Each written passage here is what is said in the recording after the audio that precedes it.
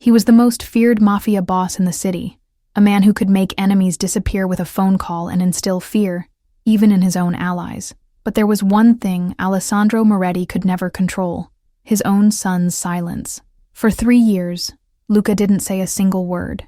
He didn't cry. He didn't call for his father. He didn't react when Alessandro entered the room. It was as if the boy had locked his own voice away somewhere no one else could reach. And Alessandro believed it was his fault. Then one day, a new teacher appeared in the boy's life, and in less than a week, she discovered something that no one had been able to perceive. Luca wasn't mute. He wasn't incapable. He spoke. He always knew how to speak. He was only hiding his own voice from one person, his father. But what Alessandro never imagined was that this discovery would not only change the way he saw his son. Because the moment Luca showed he could speak, he also showed he could remember. And some memories can destroy an entire empire. Prepare to enter a story where the biggest secret isn't what was said, it's what was kept silent for years.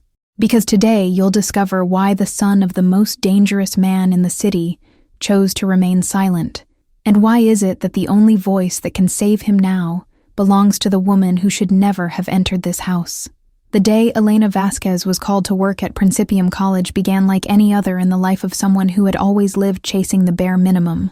She woke before dawn, quickly fixed her hair with the haste of someone who has no time for vanity, and left the cramped room she shared with her younger sister Camilla, who was still fast asleep. The school where she worked had closed its doors due to lack of funding, and the announcement came so suddenly that she didn't even have time to panic. She only needed to take a deep breath and accept that, from that moment on, there was no guaranteed salary or stable routine. When she received the call from Principium, offering an urgent interview to replace a teacher on leave, she ran as if she were fleeing her own destiny. The school was located in an expensive neighborhood, with cars that cost more than all the years of rent Elena had ever paid in her life. Upon entering the gate, she felt that this place didn't suit who she was, but she maintained her composure nonetheless. She needed the job. She needed to pay bills. She needed to keep Camilla out of a home that was always threatening to collapse. The director greeted her with a tense smile, as if holding back information he couldn't say aloud. "Your resume is excellent, Elena," he began, but his expression wasn't one of praise. It was one of caution. "We have an urgent opening. Professor Mariana had to take leave for complicated reasons." Elena nodded, waiting for the next sentence, feeling the invisible weight in the air. "It will be for a private class. Just one child." The strangeness intensified. "One child?" The director took a deep breath.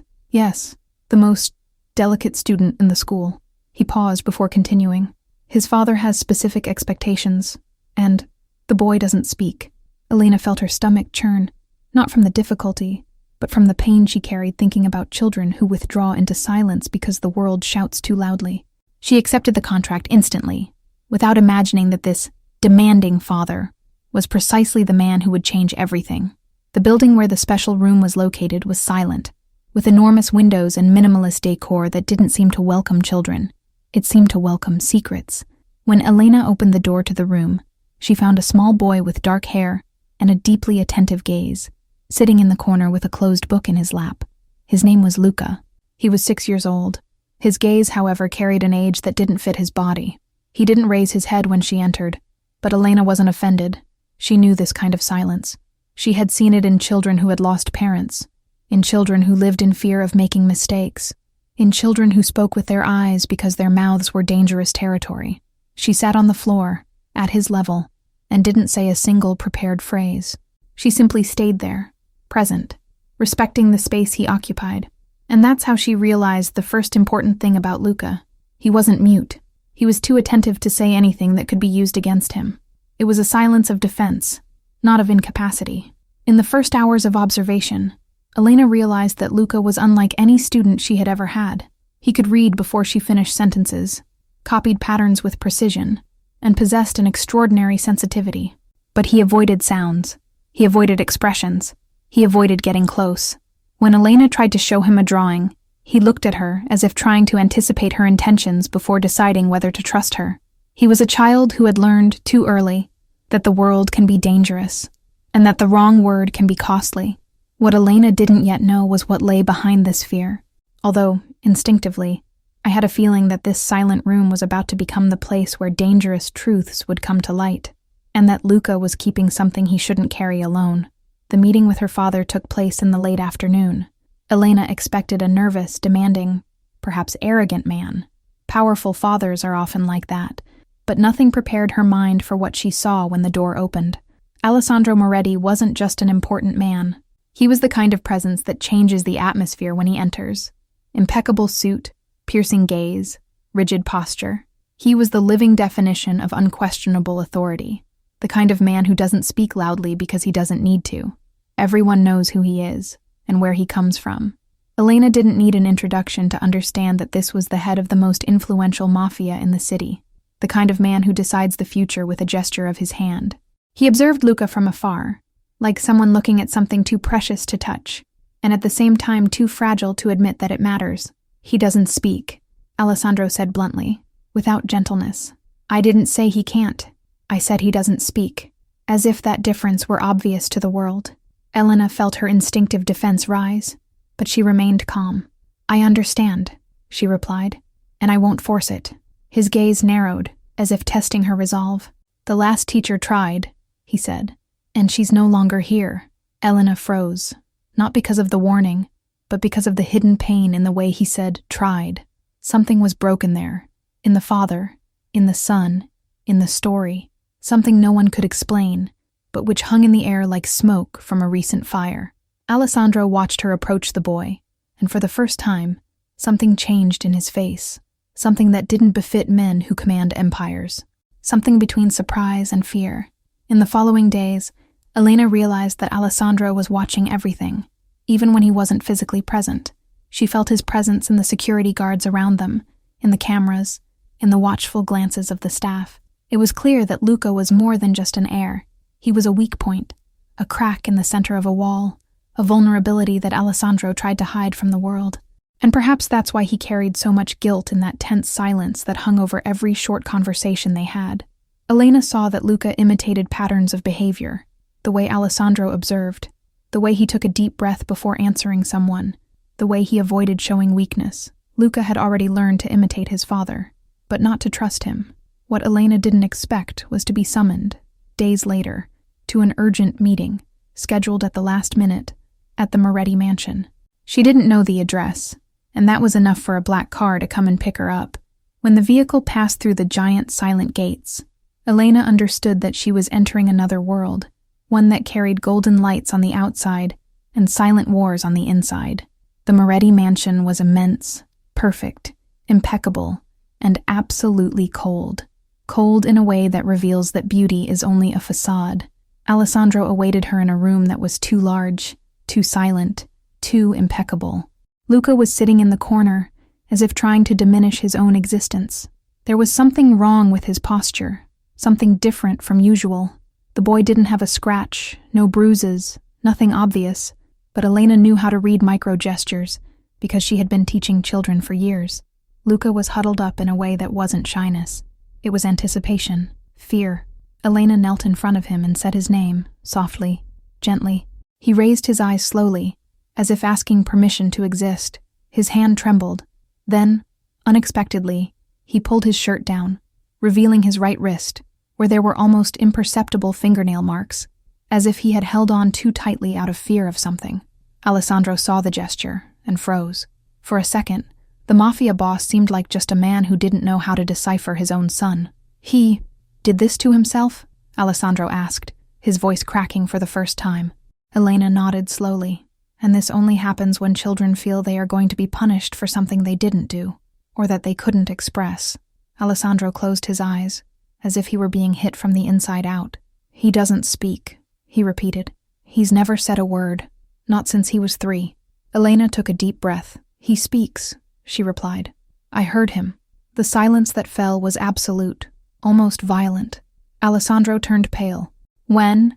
Elena recounted the moment, a short phrase, said to himself, when he thought he was alone with a broken toy, a whisper so small that anyone else would have ignored it. But Elena didn't ignore anything that came from pain. Alessandro's shock wasn't irritation. It was grief. It was the kind of shock you get when you realize you've wasted years believing in something that wasn't true. "He hides it from me," he murmured. "He's silent around me." Elena didn't soften the truth, because he thinks that if he speaks, he'll disappoint you." The sentence pierced Alessandro like a blade, not out of cruelty, but because it finally named what he'd never dared to see. The man who commanded assassins didn't know how to reach his own son, and for the first time, Elena saw a hint of pleading in his eyes, unspoken, not direct, but as evident as Luca's silent pain. It was there, in that moment, that the story truly began. When Elena asked Luca if he could repeat what he had said before, the boy's eyes widened, as if he had been cornered. He looked at his father, and his whole body stiffened. Alessandro took a step back, realizing, too late, that his very presence was the trigger for the fear. Elena touched the floor with her fingertips, a simple gesture to show calm, and spoke to Luca in the voice she used with wounded children. "You are safe. You can talk to me. I am here." The boy took a deep breath, opened his mouth slowly, and before any sound could come out, the door burst open violently. One of the security guards rushed to Alessandro and spoke something in Italian, too fast for Elena to fully understand, but enough to see his face change. The most powerful man in the city paled at the phrase, "They know." Elena didn't know who they were, but the panic wasn't theatrical. It was real. It was urgent. Alessandro decided in a second. "Take him to the secure room. Now." The guard lifted Luca into his arms, and for the first time, the boy screamed. A short scream, a broken sound, but a scream. Alessandro froze. Elena did too. It was his first audible word in years. "No." The world seemed to split in two. Alessandro gasped. Elena felt her heart race. The boy hugged the security guard tightly around the neck, but his eyes were fixed on her, not his father. On her. It was as if he were pleading for help, as if he were saying something was about to happen. Alessandro took a step forward, trying to compose himself, but the boy shrank back. Elena understood. He wasn't afraid of the security guard. He was afraid of who was coming. "Who are they?" Elena asked bluntly now. Alessandro took a deep breath, his deep voice trembling, something that seemed impossible in that man. "People who believe my son is my weakest link." He looked at the boy being taken away. And they're right.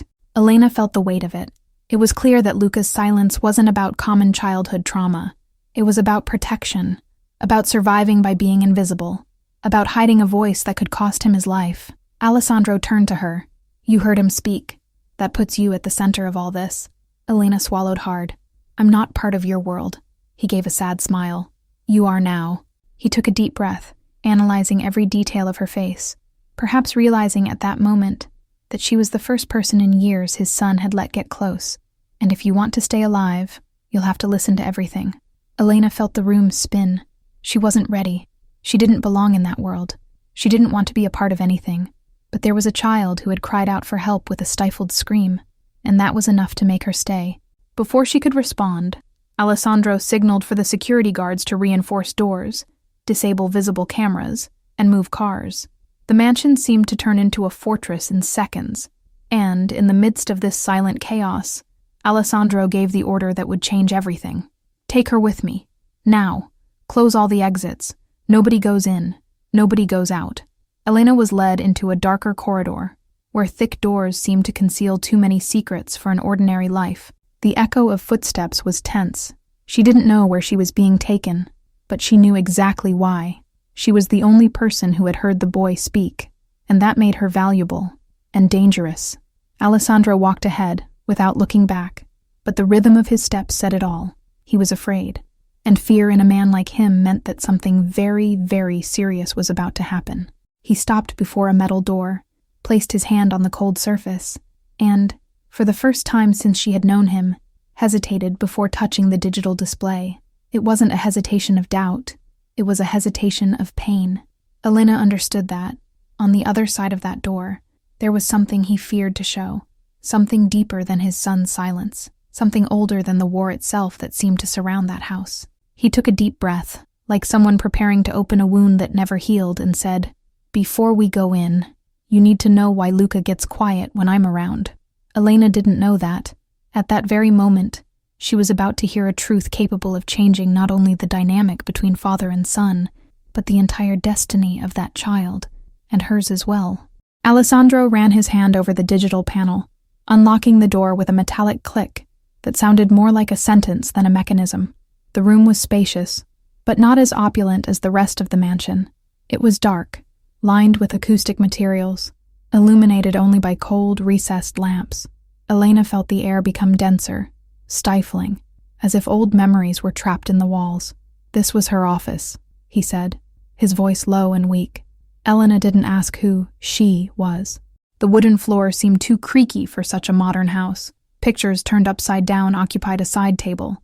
A piano covered by a gray sheet dominated the left corner, and there, in the center, a broken children's mobile rested on a small table, like a ghost from a story someone tried to erase. Elena didn't know why, but she felt a chill run down her spine. He walked to a locked cabinet with a biometric lock. Luca was 3 years old when she died, Alessandro said. Her name finally escaped his lips. Clara. Elena observed without interrupting.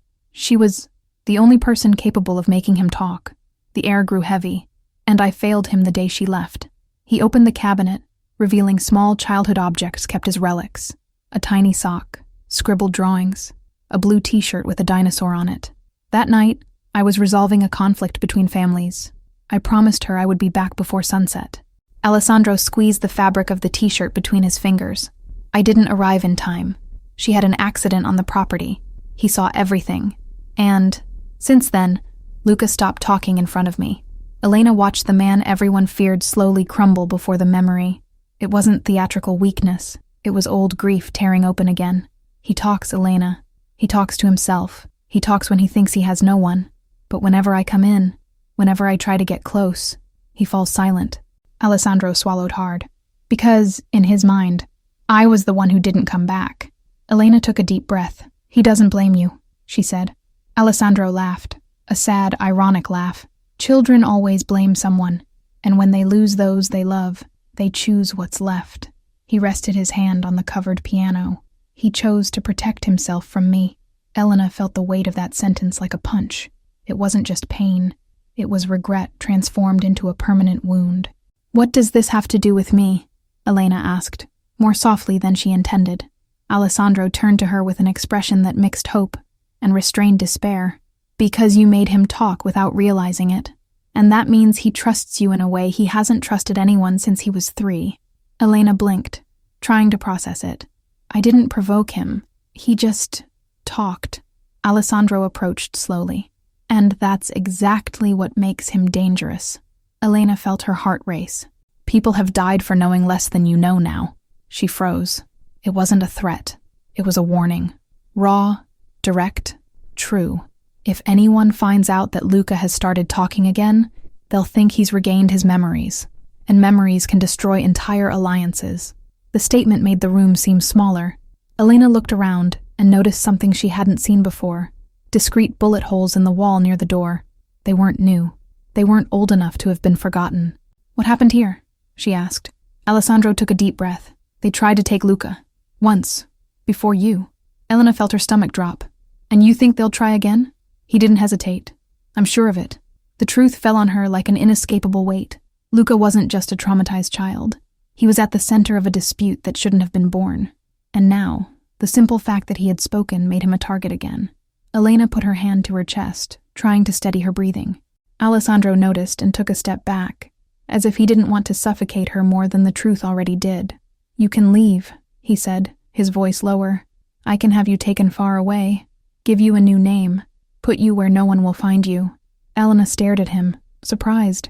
He seemed sincere, but Luca will lose the only person who has managed to reach his voice in years. And if that happens now, he swallowed hard. He'll never try again.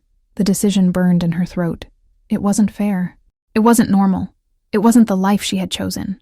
But when she closed her eyes, all she saw was Luca's little face saying no for the first time. A plea for help, not a cry against it. "I'll stay," she said, before she could think too much. Alessandro blinked, as if he didn't expect anyone to choose to stay by the side of a storm. The following hours were a whirlwind of increased security, rapid orders, and intense movement of Alessandro's men. Elena watched everything with the feeling that she was trapped in a movie that wouldn't pause. But, amidst the chaos, one thing stood out. Luca didn't leave her side. He didn't speak, but he held her wrist firmly, as if it were the only place in the world that kept him anchored. Alessandro watched the scene with an indecipherable expression, between relief and pain. He doesn't let anyone touch him, except you and Clara, before he loses her. The information was given almost in a whisper. Elena knelt in front of Luca and gently touched his hair. The boy closed his eyes, relaxing for the first time since the interruption of class. It was then that Elena understood. He wasn't afraid of his father. He was afraid of what his father brought with him: danger. Hours later, Alessandro called an emergency meeting with 3 of his most senior advisors. Elena shouldn't be there, and he knew it, but he ordered her to stand at the door, listening to everything. "We're not hiding anything from her," he told the men, clearly ignoring their unease. She heard the boy speak. "She knows more about him than all of you combined." The advisors exchanged glances. The oldest, a white-bearded man named Savio, approached Elena. "Do you understand that now your life is deeply intertwined with his?" Elena nodded firmly. Savio looked her up and down. "Then protect the boy as if he were your own. But remember, in here, any wrong choice has consequences." Alessandro interrupted. "She won't make a mistake." His words carried more weight than any formal oath. Elena felt the strange weight and comfort of that confidence. The meeting lasted a full hour, filled with names, routes, veiled threats, and codes she didn't understand. But one point was clear. The enemy wasn't outside the borders. It was close. Someone in Alessandro's circle had leaked information about Luca, and that someone wanted to use him as leverage. When the meeting ended, Alessandro ordered the security guards to take Luca back to the safe room. The boy protested silently, clinging to Elena's shirt, and for the first time, Alessandro didn't forcibly separate them. He simply said, "She's going with you." Elena froze. Savio frowned. But Matteo, strong, cold, calculating, maintained, "If she calms him down, then she stays." The safe room was more of an elegant bunker than a child's bedroom. Reinforced walls, bookshelves, a soft bed, and monitors connected to the entire property. Inside, the world seemed too quiet. Elena sat on the floor with Luca, who settled beside her, his head resting on her shoulder. Their silence wasn't uncomfortable. It was a breath of fresh air amidst the chaos. Elena ran her hand through his hair and murmured, "You don't need to be afraid. I'm with you." The boy squeezed her arm. That's when she heard, softly, almost imperceptibly, a word again: "Stay." Elena held her breath. She didn't dare move. He had spoken again. Alessandro, who was near the door, heard it too, and the sound hit him like a bullet. The man, who always seemed unshakable, stood motionless. Elena looked at him, and what she saw wasn't power. It was raw pain. It was explosive relief. It was a man who didn't know how to deal with his own son speaking again. He approached slowly, kneeling at a respectful distance. "I'm here, Luca," he murmured. The boy squeezed Elena's arm tighter, as if his father's presence was still too overwhelming. Alessandro accepted the gesture. He didn't force it. He didn't ask. He simply remained. Elena realized he was learning, slowly, not to demand closeness, but to deserve it. When the internal alarm subsided, Alessandro asked everyone to leave the room except Elena and Luca. The door closed, leaving only the 3 of them. "I need to show you something," Alessandro said to Elena. He pressed a hidden button under a side table, revealing a secret compartment with 2 old photos. One was of Clara holding baby Luca, with a strong smile. The other was a torn photo, where only part of a male face was visible. "This man was the one who tried to take Luca years ago," he explained. Elena frowned. "Is he dead?" Alessandro hesitated. "No, he disappeared, and I think he came back." The revelation sent shivers down Elena's spine. She felt every muscle in her body tense. "If he's back, then Luca is in real danger." Alessandro nodded slowly. "And so are you." He looked up. "That's why. You'll have permanent protection. You'll stay at my house until this is over." Elena stood up instantly. "I can't live here. I have my sister. I have my life." Alessandro shook his head. "I can send for your sister. I can protect you both." "It's not about protection." Took a deep breath. "It's about choice." Alessandro approached, firm but not intrusive. "If you leave now, I can't guarantee that he won't try to use you to get to Luca." The truth cut too deep to ignore. Elena felt the weight of the moment invade every part of her. It wasn't just about Luca. It was about a war that was about to restart. And she, even unwillingly, was at the center. The silence that followed was long, until Alessandro spoke, with the most sincere voice she had ever heard from him. "I need you." Elena looked at Luca, leaning against her, his eyes closed, trusting in her presence in a way that broke her heart. And at that moment, She understood that she couldn't turn her back. "I'll stay," she murmured. Alessandro closed his eyes for a second, like someone who receives a sentence and salvation at the same time. The following days were a mixture of tactics and vulnerability. Elena began observing Luca for hours a day, discovering small patterns, the way he tapped his foot when he wanted to speak, the way he hid when he heard doors slamming, the way he relaxed when she approached calmly. And, little by little, Luca began to allow sounds, murmurs, stray words, fragments of sentences, always with Elena, never with his father. Alessandro watched everything with a calculated distance, although his gaze revealed every emotion he tried to hide. He was learning to relearn, to rebuild the bond with his own son, without demanding anything. One night, after Luca had fallen asleep exhausted, Elena went to find Alessandro on the terrace. The city glittered below them. He leaned against the parapet, gazing at the horizon, as if trying to glimpse a future he had never managed to touch. "The truth is, I don't know how to be a father," he confessed. "I know how to command men. I know how to build empires. I know how to eliminate threats. But I don't know this." He gestured awkwardly, pointing to Luca's room. Elena approached slowly.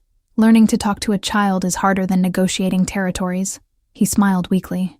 "I noticed. But there was something more that night." Elena sensed it in the air. Alessandro was restless, his shoulders tense, his jaw clenched. The man in the photo, he left a message. Elena paused. Alessandro continued. "He wants Luca, and he wants you too." The air caught in her throat for a second. She asked. Alessandro turned to her, and his eyes said it all.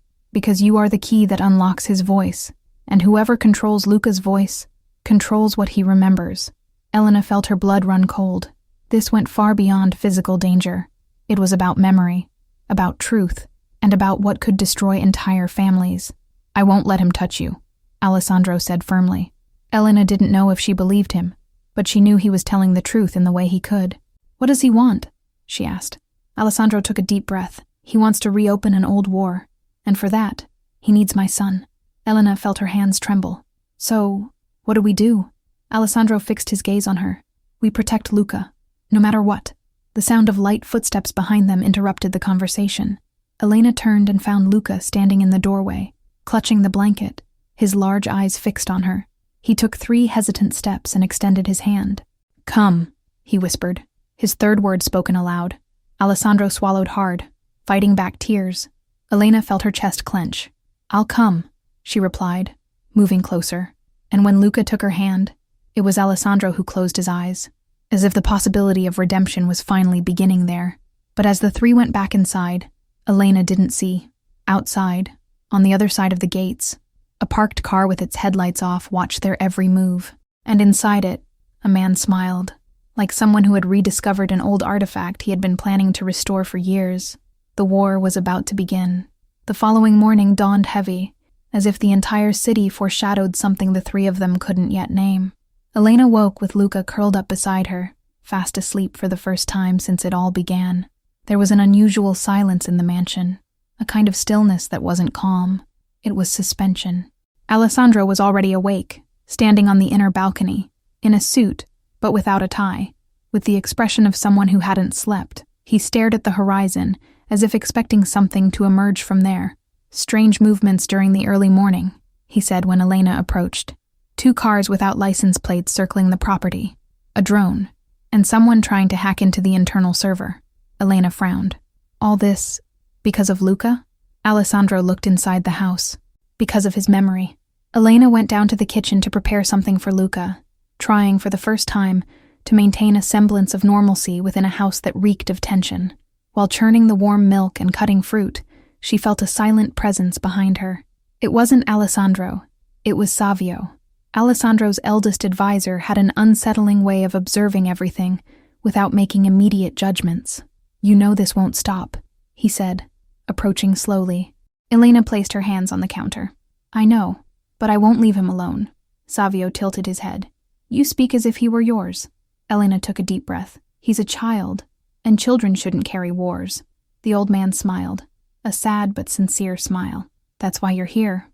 When Elena returned to the safe room, she found Luca awake, sitting on the bed with one of the building blocks on his lap. He looked at her with a small smile, something so rare that Elena almost forgot the danger surrounding them. "Good morning," she murmured. Luca didn't answer aloud, but extended his hand, asking her to sit beside him. As she arranged the pieces, she noticed something different. Luca was repeating specific gestures, rhythmic patterns, as if trying to communicate something without words. "What is it?" she asked. He picked up 3 red blocks and formed something that looked like a letter. "C," he murmured softly. Elena felt her heart stop. "C for Clara?" Luca looked away, as if afraid he was doing something wrong. His memory was returning. Alessandro entered just as Luca formed the second letter, A. The air disappeared from the room. Alessandro approached slowly, like someone trying not to startle a wounded animal. "He's remembering," he murmured. Elena nodded.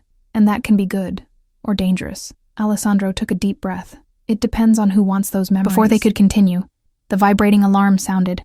Discreet, silent, but lethal. Alessandro's gaze changed instantly. "They've arrived." Elena froze. "Who?" Alessandro didn't answer. He simply opened the hidden panel in the wall and pulled Luca into his arms. "Let's go." Elena followed behind them, feeling the floor vibrate with quick footsteps. The enemy was no longer watching. He was entering. The corridor leading to the underground exit was lit only by emergency lights.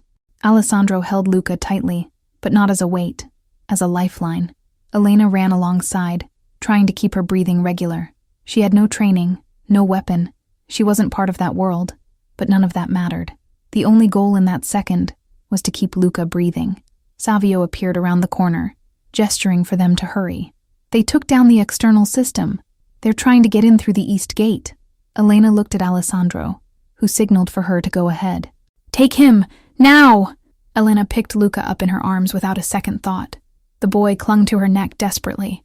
Alessandro stood behind, as a human shield, drawing a weapon that didn't suit the desperate father he was, but perfectly suited the boss who ruled his world. When they reached the metal door of the emergency exit, Savio quickly typed in codes. The system failed twice before finally granting access. Elena went through with Luca, but before Alessandro crossed the door, a bang echoed down the corridor. Not an explosion, but the shattering of a piece of security glass. "Get down!" he shouted. Elena threw herself to the ground, shielding Luca with her body. 2 armed men appeared in the main corridor. They weren't amateurs. They weren't random. They had professional training. Alessandro responded with precise shots, covering their escape. Elena, her wrist trembling, grabbed Luca's hand and ran towards the tunnel leading to the armored cars. "Quick," she repeated, breathless, even knowing he understood everything without needing words. They arrived at the underground garage. A security guard got into the car and yelled at Elena. "Put him in the car seat! Now!" Elena obeyed, even with trembling hands. But before she could close the door, Luca grabbed her shirt tightly. "Stay," he shouted, this time loud, of course, desperate. It was his first full word, without fear, without hesitation.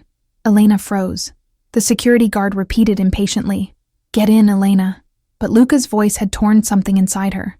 She got into the car and pulled on her seatbelt, protecting him with her body.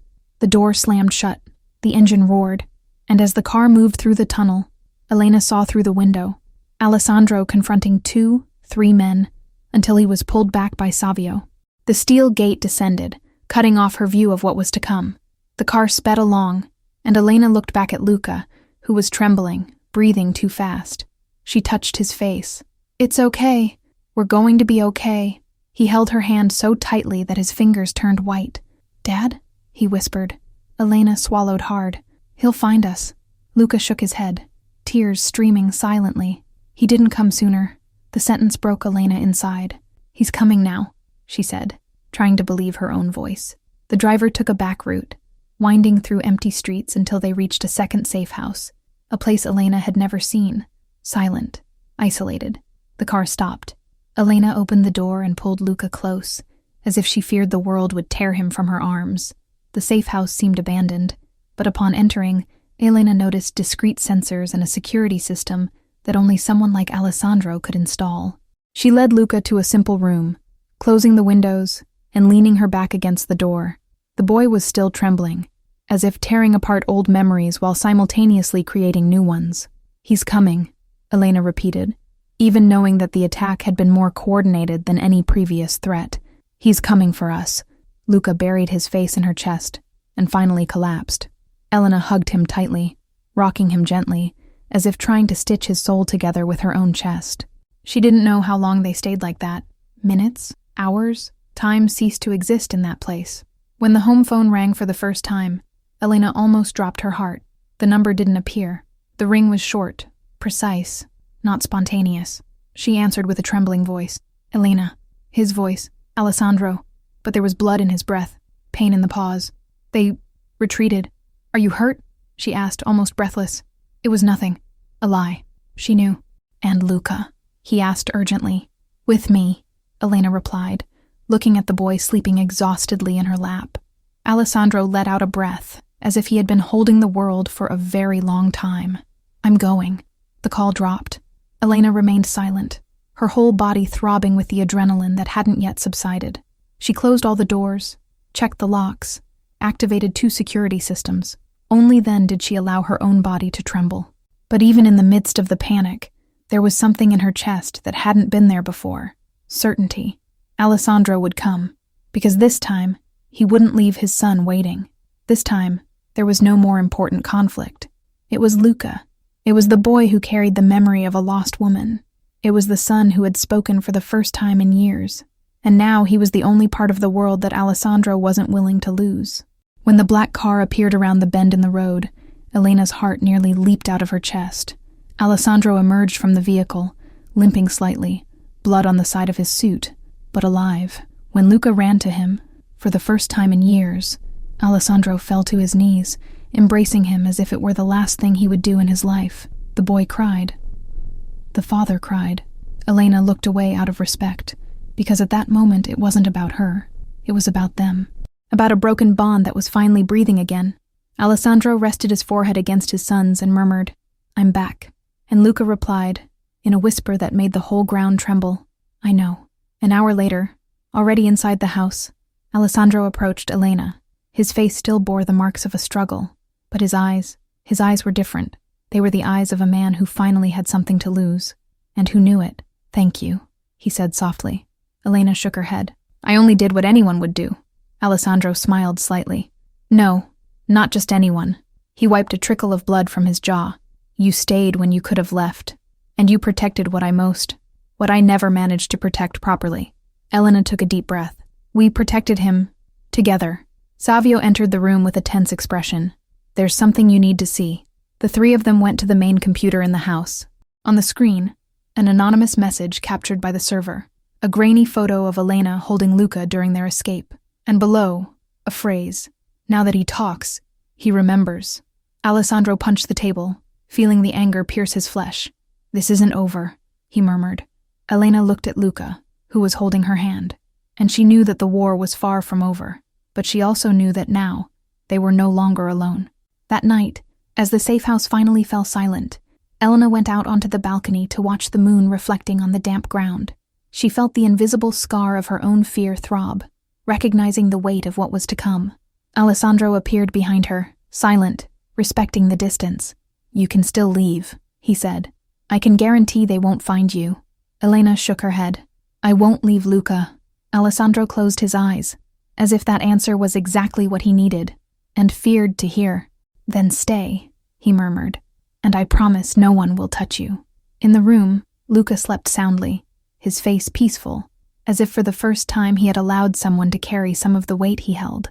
Elena sat on the edge of the bed, touched his hair, and felt something inside her align, as if all the days leading up to that moment had been merely preparation for it. She didn't know what tomorrow would bring. He didn't know who the real enemy was. He didn't know what Luca's memory might reveal, but he knew he would stay, because he had found his place in the chaos, a place where his presence meant difference, a place where his voice, finally, had weight. Alessandro entered the room slowly. He stood at the door, watching the 2 of them, his son, who had begun speaking again, and the woman who had helped him break the silence. There was something in his eyes that Elena had never seen before, a kind of frightened hope, as if he had found something he didn't deserve, but that he no longer knew how to live without. He'll sleep through the night, she said softly. Alessandro nodded. Because you're here. The phrase hung in the air, too heavy to ignore, too gentle to deny. She stood slowly and walked over to him. They stood there, face to face, each carrying their own scars. "The war is coming," Elena said. Alessandro agreed. "It will." She took a deep breath. "And we're going to face it?" Alessandro took a second to answer, not out of doubt, but out of recognition. Together. Outside, the world was still dangerous. Shadows still lurked around the gates. Men were still ready to pull triggers. Memories still lingered that could destroy entire empires. But inside, in that silent room, something new existed. Something no enemy could have anticipated. An alliance forged not by blood, nor by fear, but by choice. And some choices, especially the most unlikely ones, are powerful enough to change entire wars. The sun only appeared much later that night, as if it had hesitated before illuminating a house that had seen more fear than rest. Elena woke slowly, feeling the weight of the early morning still clinging to her bones, but she found Luca sleeping peacefully, and that, in itself, changed everything. The safe house was silent, protected by invisible layers of security, but her heart knew this was not an end. It was an intermission. Elena stood slowly, walking to the wooden balcony. The dawn light touched her face with a gentleness that didn't match what they had experienced hours before. For a moment, she allowed her mind to breathe, to release the tension from her skin, to let her eyes understand that they were alive, and that was more than many could achieve in that war. Alessandro appeared minutes later, silent as always, but carrying something new in his gaze. Not hope, but something rarer, relief. He approached slowly, as if still afraid of breaking the small truce that had formed between them after the attack. He was wounded, but alive, and the way Luca had run to him the night before had reopened something Alessandro believed he had lost forever. "Did he sleep?" he asked, his voice deep and hoarse. "Like a child who shouldn't carry so much," Elena replied. Alessandro gripped the railing, taking a deep breath, staring at the horizon. "I failed him for too long." Elena watched him for a long moment. "Not today." He turned his face away, as if that sentence had more impact than any bullet he had received the night before. Luca woke up shortly after, walking over to where the two were with sleepy but determined steps. He approached Elena first, resting his head on her arm before looking at his father. Alessandro froze, not out of fear, but from the feeling of witnessing something he believed would never happen. Luca raised his hand and touched his face with small trembling fingers. "Daddy," he whispered, a whole word, firm, clearer than any other he had ever said. Alessandro closed his eyes tightly, holding back the emotion that seemed about to destroy him. Elena looked away, giving space to the moment that wasn't hers, but that she had helped to rebuild. The scene was simple, silent, but carried more strength than any weapon. It was the beginning of a bond reborn in the midst of war. They spent the rest of the morning reorganizing the safe house, creating new schedules, routines, and silent codes to prevent Luca from feeling overwhelmed by so many changes. Elena noticed that Alessandro, despite remaining a tough man, was learning to move more carefully, not with fear, but with respect. He observed how Luca reacted to sounds, how he sought her presence, how he hid when someone spoke too loudly. Elena was the bridge between them, not because she desired this role, but because Luca chose it, and Alessandro, for the first time in his life, understood that strength is not about making someone obey, but about allowing someone to trust. It was strange to see a mafia boss learning to be a father with a teacher who never asked to enter this world. But it was precisely there, in the friction of these two universes, that something new was being born. As night fell again, they were exhausted, not physically, but emotionally. The war had paused, but it wasn't over. Outside, enemies watched. Inside, memories stirred. Elena carried Luca to bed, softly singing an improvised song, and the boy fell asleep holding her hand. Alessandro watched from afar, leaning against the door, his chest heavy and for the first time, light at the same time. When Elena left the room, the two stood face to face in the silent hallway. "Thank you for not leaving," he said. "I stayed because someone needed to stay," she replied. Alessandro took a deep breath. "No, you stayed because you chose to, and choices like that change everything." Elena didn't answer, but her gaze said she understood. The war continued outside, but there, in that narrow hallway, something resembling hope began to take hold. And sometimes, that's exactly what decides who wins in the end. If this story affected you deeply, if at any point your chest tightened, your breath caught, or your eyes were glued to the screen waiting for the next move, then do this. Tell me in the comments which scene devastated you. Was it when Luca first spoke? When Elena ran with him in her arms? Or when he shouted "stay" during the most tense moment of the escape? And what's more, where are you hearing this story from? From which country? From which city? I want to see this map light up. I want to see how far the voice of Shadow Hearts is reaching. And it doesn't stop there. Reply to at least one comment from someone who commented before you. Exchange theories. Discuss possible sequels. Tell me who you think is behind all this. Here, the strength of the channel is the community. You all talking to each other, creating discussions, raising hypotheses, and building this universe together with me. It is clear. Subscribe to the channel. Turn on notifications. Because the next video might just be a continuation of this story. And you know how it works. In Shadow Hearts, when the silence breaks, nobody is safe. Now it's up to you. Comment. Interact. Tell us where you're watching from. Share your favorite scene. And let's make this video go viral. See you in the comments. And in the next chapter of this war.